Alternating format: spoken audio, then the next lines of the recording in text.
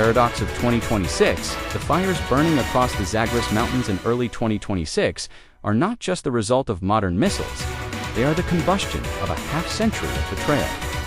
To the casual observer, the war between Israel and Iran is a clash of civilizations, a holy war between a Jewish state and a Shia theocracy.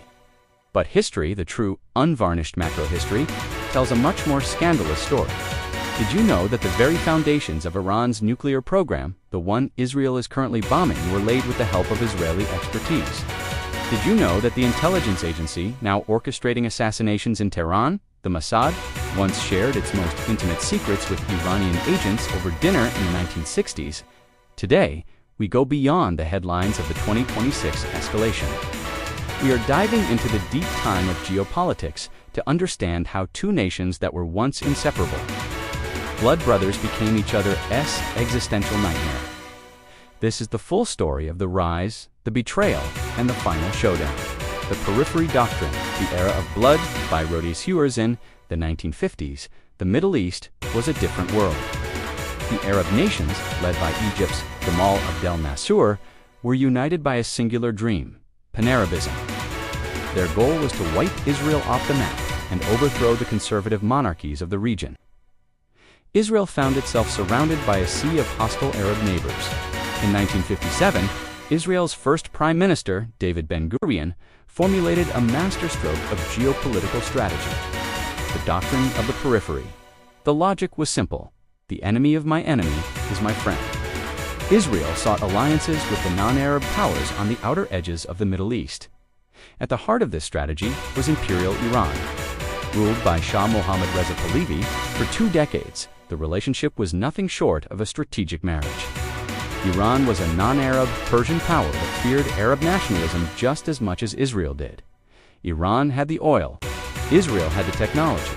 Behind the scenes, the cooperation was breathtaking. Israel's El Al Airlines operated regular flights between Tel Aviv and Tehran. Israeli construction firms built Iranian dams, hospitals, and irrigation systems. Most importantly, the Mossad and Iran's SAVAK intelligence agency functioned as a single unit, monitoring Arab military movements and suppressing Soviet influence in the region. During this golden age, Iran was the second Muslim-majority country to recognize Israel. There were no threats of wiping anyone off the map. Instead, there were shared dreams of a modern, Western-aligned Middle East. But underneath the surface, a storm was brewing in the mosques of Qom. 1979. The architect of hatred macro history is often shaped by single explosive moments that redirect the flow of centuries. For the Middle East, that moment was February 1, 1979. Ayatollah Ruhollah Khomeini returned to Tehran, and the pro-Western monarchy collapsed.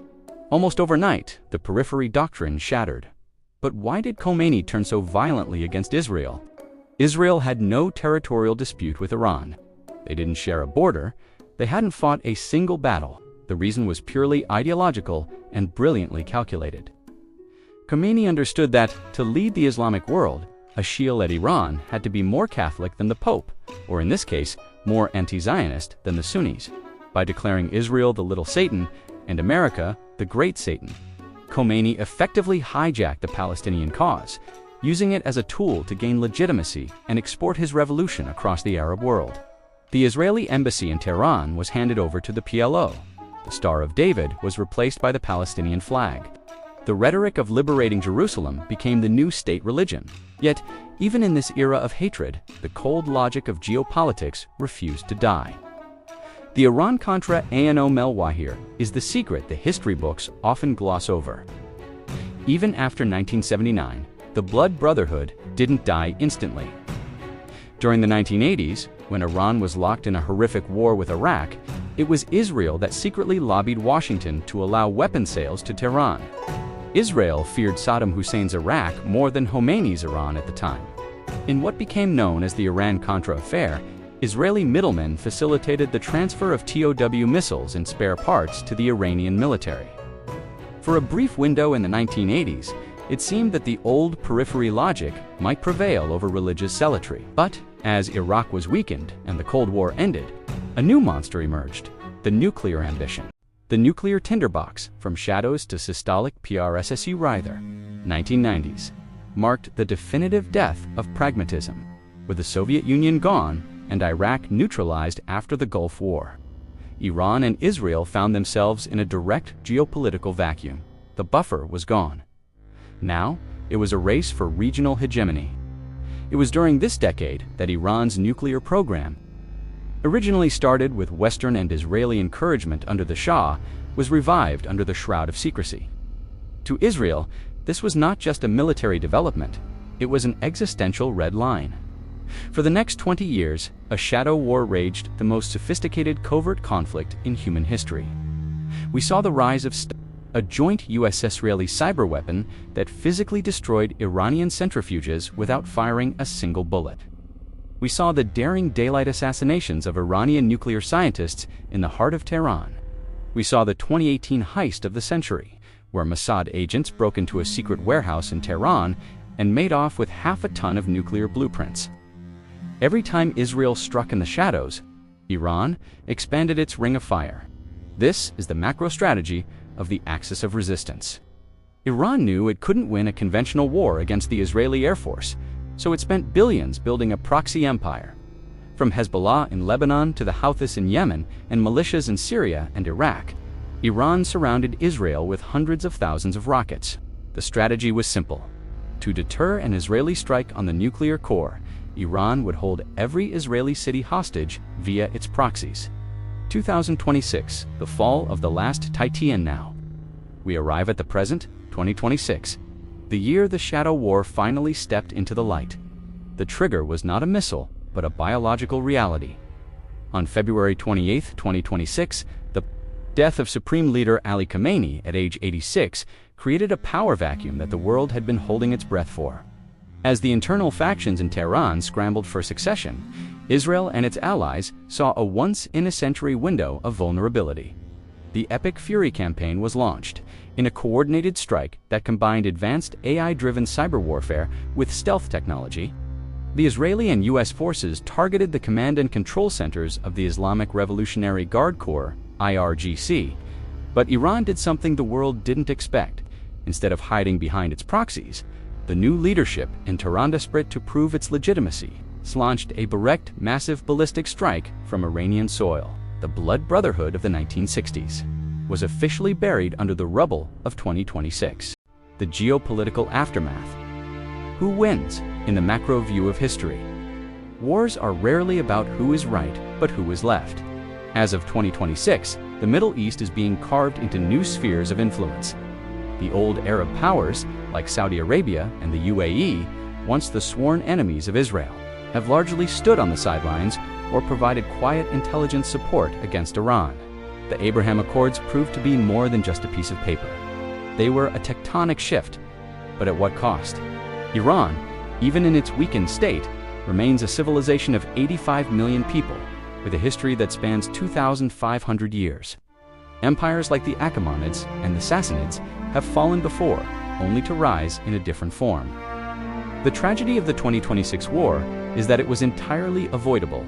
It is a story of how two nations, perfectly positioned to be the twin pillars of Middle Eastern stability, chose instead to become the architects of each other's destruction. What can we learn from this 70-year cycle of blood? First, that ideology is the most dangerous currency in geopolitics. It can turn a strategic partner into a mortal enemy in a single generation. Second, that in the game of empires, there are no permanent friends, only permanent interests. Sometimes, leaders forget what those interests actually are. As we watch the smoke clear over the ruins of 2026, we must ask, is this the end of the story, or just the beginning of a new, even darker chapter? History suggests that as long as the memory of the golden era remains buried under layers of state-sponsored hatred, the cycle will continue. To understand the future, you must look at the past. And the past tells us that the greatest tragedies are not between strangers, but between brothers who have forgotten they share the same blood. The hidden architects, Russia, China, and the New World Order. The missiles fly between Isfahan and Tel Aviv. We must look at the larger board. In macro history, no regional war is truly regional. By 2026, the Iran-Israel conflict has become the proxy battlefield for the Great Realignment. For Russia, a weakened Iran is a double-edged sword. On one hand, Moscow has relied on Iranian drones and ballistic technology for its own campaigns. On the other, a total collapse of the Iranian regime would remove Russia's most vital southern buffer against NATO influence. In 2026, we see the gray zone intervention. Russian electronic warfare units stationed in Syria are now actively jamming Israeli F-35 sensors, not to protect Iran, but to maintain the balance of chaos. Then, there is the dragon in the room, China. Beijing's 25-year, $400 billion strategic pact with Iran was supposed to be a Silk Road of oil and infrastructure. But China is a pragmatic empire. In the 2026 crisis, China has played a masterful game of strategic silence. They continue to buy Iranian oil at a massive discount, while simultaneously using their influence in the Arab world to ensure that the oil flows through the Persian Gulf remain uninterrupted. China doesn't want a winner. They want a survivor who is indebted to Beijing. The petrodollar vs. the Petro-Yuan 2026 war has triggered the ultimate stress test for the global economy. As Israel targeted Iran's Karg Island oil terminal, the Strait of Hormuz dilemma became a reality. For 50 years, the world relied on the stability of this 21-mile-wide passage, with Iran's navy, the asymmetric swarm, deploying autonomous underwater mines. The cost of shipping insurance has spiked by 400%. This isn't just a military crisis, it's a systematic attack on the Western middle class. We are seeing the birth of a fractured energy market. The East-West divide is no longer a theory, while the US and Europe scramble to release strategic reserves. The Global South is increasingly looking toward the petro-yuan as a stable alternative to the war-torn dollar. The irony, the very conflict Israel is fighting to ensure its security, might be the catalyst that shifts the financial center of gravity away from its greatest ally, the United States. The intelligence void beyond the Mossad EMYTH, we often hear about the Mossad's invincibility. But 2026 has exposed a chilling truth. Intelligence is a wasting asset. While Israel succeeded in the epic Fury strikes, they failed to predict the people's surge within Iran.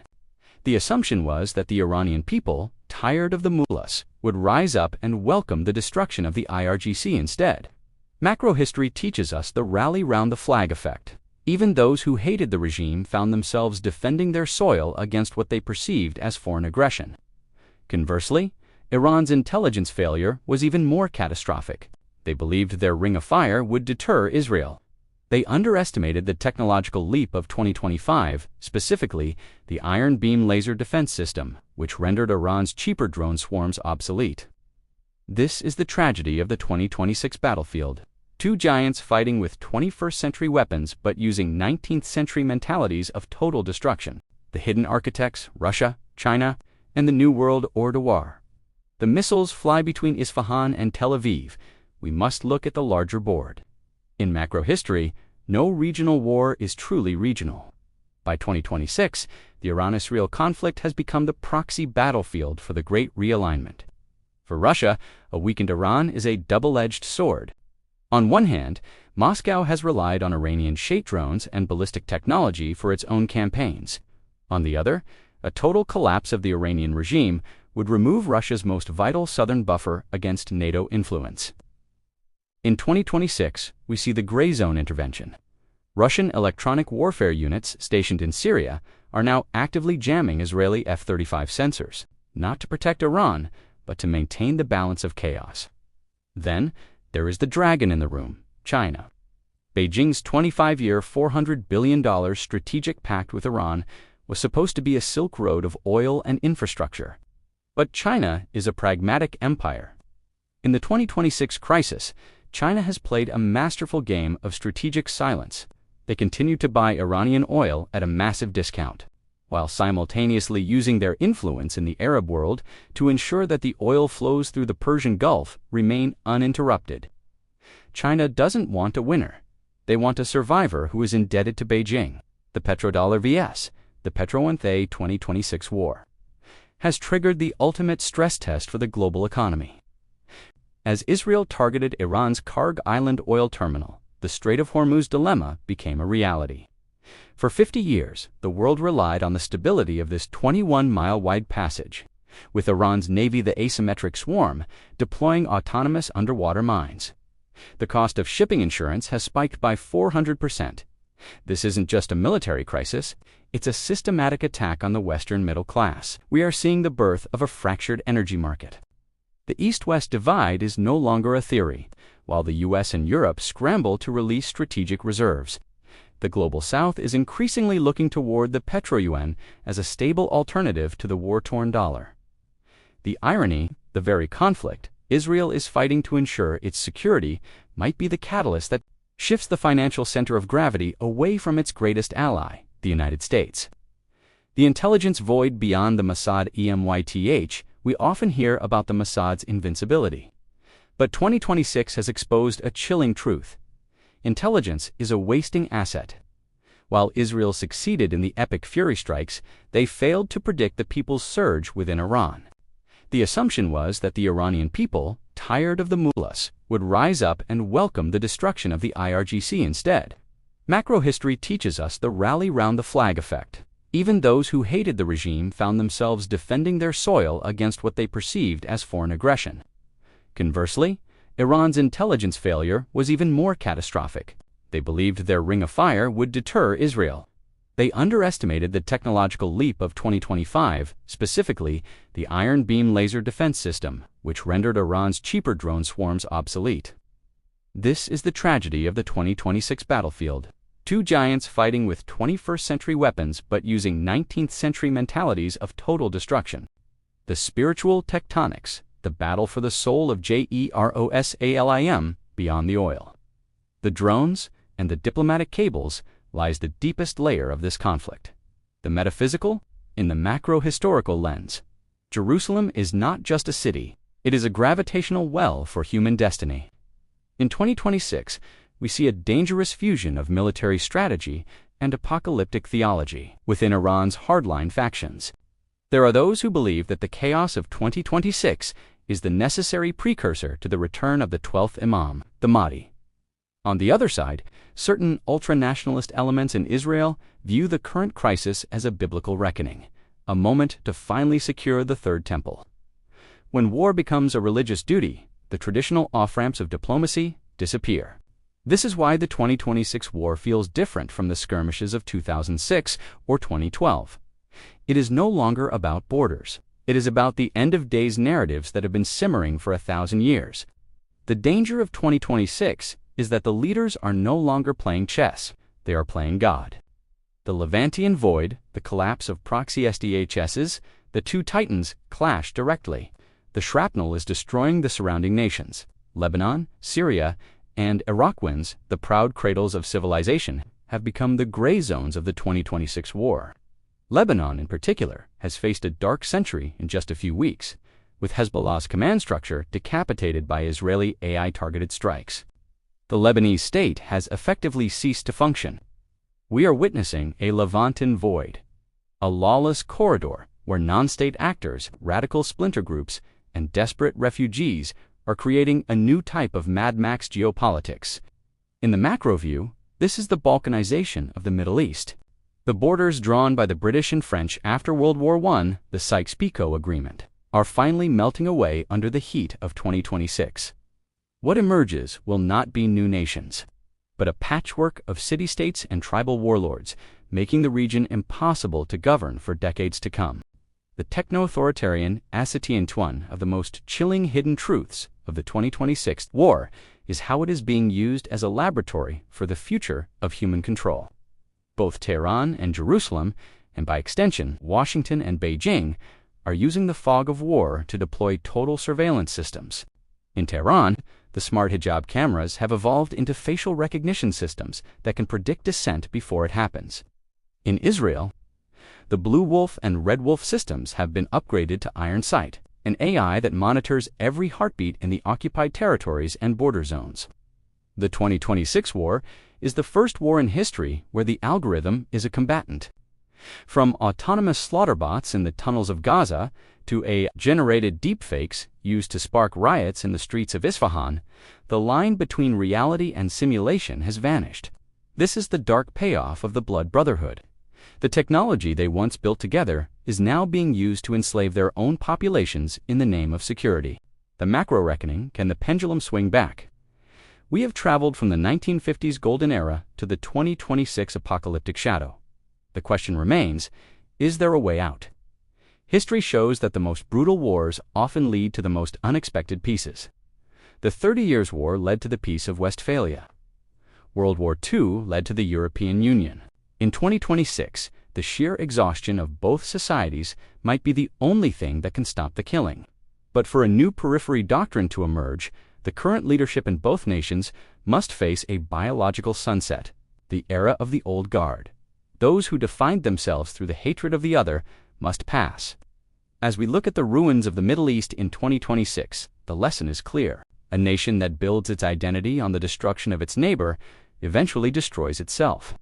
The full story of Iran and Israel is not a story of victory. It is a cautionary tale of how the most brilliant minds in the world used their genius to build a graveyard. The day after a landscape of ash and silicoanas, the dust of the 2026 kinetic exchange begins to settle.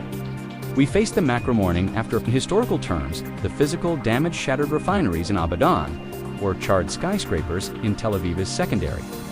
The primary casualty is the social contract. In Israel, the myth of absolute security has been punctured. Despite the success of the Iron Beam and the Arrow 3 systems, the psychological cost of living under a rain of fire for weeks has triggered a reverse aliyah. We are seeing the Aletha tech entrepreneurs, the scientists, the very people who built the startup nation, beginning to seek permanent residence in Europe and the Americas. This is the brain drain that no missile defense can intercept. In Iran, the theocratic shell has cracked. The regime may have survived the 2026 strikes through sheer brutality, but it has lost the mandate of heaven. The youth of Tehran, Isfahan, and Shiraz, who have no memory of the 1979 revolution, now look at the ruins of their economy and the isolation of their country. To them, the war with Israel was not a holy crusade. It was a distraction from their stolen future. The 2026 war did not consolidate the regime's power. It exposed its hollowness. Gen Z and the digital underground, the new PURPHERY, there is a sliver of hope in this macro tragedy. It lies in the digital underground. While the generals were plotting destruction, the youth of both nations were already connected through VPNs, decentralized servers, and encrypted channels. A shadow dialogue has been occurring throughout the 2026 war. Iranian Gen Z activists and Israeli peace tech warriors have been sharing information, bypassing state censorship to show the human face of the enemy. This is the new periphery doctrine, not a treaty signed by kings and mullahs, but a network of people who realize they have more in common with each other than with their own warmongering leaders. In the long arc of history, this horizontal connection is more powerful than vertical authority. The 2026 war may be the last war of the old men. What follows will either be total chaos or the rise of a post-ideological generation that views the religious and nationalistic animosity of the 20th century as a bizarre, ancient relic. The final verdict: the ghosts of Cyrus and Ben-Gurion began this journey in the 1950s, with a dream of a Persian-Jewish alliance that could stabilize the world. We end it in 2026 with a nightmare of technological apocalypse. Macro history teaches us that power is a pendulum. It swung from cooperation to hatred, and now it has swung to exhaustion. The full story of Iran and Israel is a reminder that the Middle East is not a problem to be solved with a bigger bomb or a more clever assassination. It is a civilization that can only thrive when it's the most ancient and creative. Peoples recognize that their destinies are inextricably linked. Cyrus the Great, the founder of the Persian Empire, was the one who freed the Jews from Babylon and helped them rebuild their temple. He understood that a great empire is built on pluralism and mutual respect. The leaders of 2026 forgot the wisdom of their own ancestors. They chose the path of Haman rather than Cyrus. They chose the path of the fortress rather than the bridge. Payoff beyond the HORSO. And as you close this video, remember this: the headlines will tell you about who launched what missile. But the real story is about the invisible bridges that were burned and the ones that are currently being rebuilt in the shadows. The war of 2026 is a mirror. It reflects the best and worst of humanity, our incredible capacity for innovation and our tragic instinct for self-destruction. Whether the Middle East becomes a radioactive wasteland or a rejuvenated center of global trade depends on whether we choose to learn from this 70-year cycle of blood. The blood brotherhood was real, the hatred was manufactured, the future, is still unwritten.